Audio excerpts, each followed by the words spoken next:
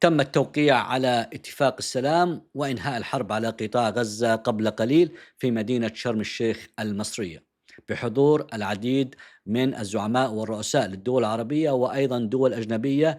تم التوقيع على هذا الاتفاق الذي يوصف بالاتفاق التاريخي لأنهاء المعاناة التي عانى منها سكان قطاع غزة، وراح ضحيته أكثر من 67 ألف من الأبرياء، نساء وأطفال وشيوخ.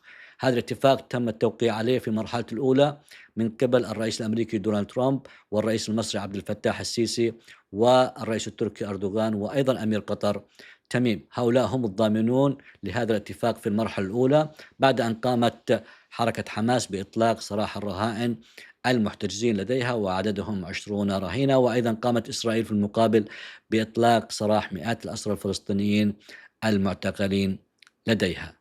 هذه الحرب انتهت، التي خلفت ضحايا، خلفت دمار، خلفت مجاعة، وخلفت ألم لن ينسى في ذاكرتنا في الشرق الأوسط.